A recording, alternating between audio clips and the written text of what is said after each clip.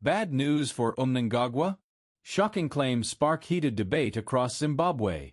Hello everyone, and welcome back to the channel. Zimbabwe's political landscape has once again become the center of attention after a Zimbabwean citizen made a series of strong allegations against President Emmerson Mnangagwa. The remarks have quickly spread across social media, triggering heated discussions about the country's leadership, the economy, and its political future. The statements have generated both support and criticism, with many Zimbabweans debating whether the concerns raised reflect the realities facing the nation. While these claims remain the opinions and allegations of the speaker, they have certainly captured public attention. Before we continue, don't forget to subscribe, like this video, and turn on notifications so you never miss our latest political news and analysis. Let's begin. One of the biggest issues raised was the controversial discussion surrounding what the speaker referred to as CAB3. According to the speaker, this proposal is viewed by critics as an attempt to extend President Mnangagwa's political influence far beyond the current constitutional limits. The speaker argued that Zimbabwe should never become a country where leadership is passed from one family generation to another.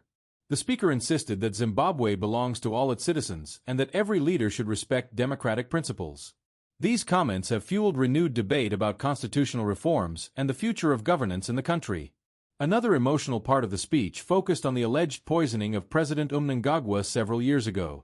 The speaker claimed that individuals who helped save the president's life are now allegedly being treated as enemies. Although no evidence was presented to support this claim, the statement has attracted attention because it raises questions about political relationships and loyalty within Zimbabwe's leadership. The speech then shifted to Zimbabwe's economy, describing the current situation as extremely difficult for ordinary citizens. According to the speaker, many civil servants continue to struggle with salaries that are not enough to meet the rising cost of living. The speaker argued that workers deserve significantly better wages, especially considering the increasing costs of food, transport, education, and healthcare. Families with children attending universities reportedly face enormous financial pressure, making it difficult for many parents to pay tuition fees. Education was another major concern. The speaker alleged that corruption has affected the education system, claiming that examination papers are sometimes leaked before exams. If true, such practices would damage public confidence in Zimbabwe's education system and disadvantage hardworking students. However, these allegations have not been independently verified. Healthcare also received heavy criticism.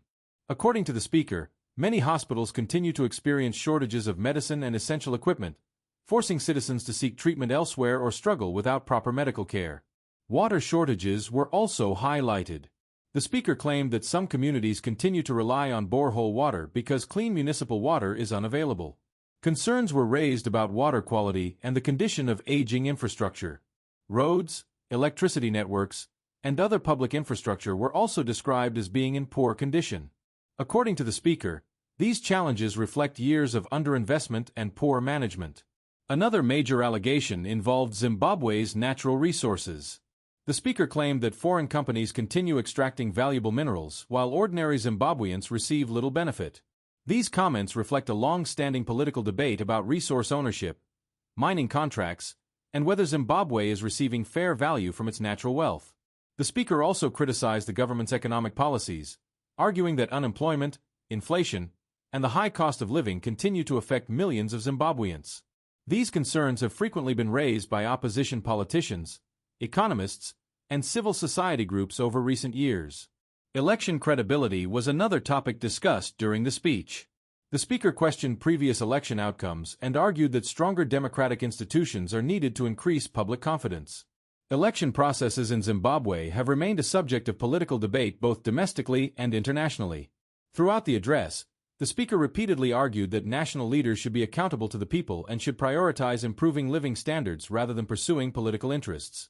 These comments have naturally divided public opinion.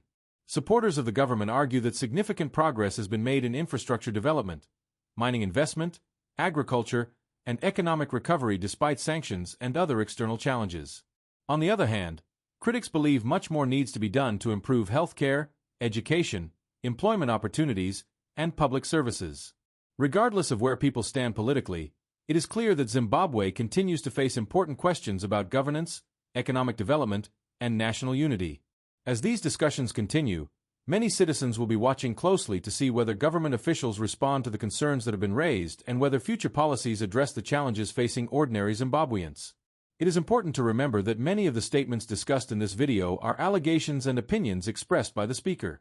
They should not be treated as established facts without independent verification. Now we would like to hear from you. Do you believe Zimbabwe is moving in the right direction, or do you think significant changes are needed? Share your thoughts respectfully in the comments section below. If you enjoyed this analysis, please like this video, subscribe to the channel, and turn on notifications so you never miss our latest updates on Zimbabwean politics and current affairs.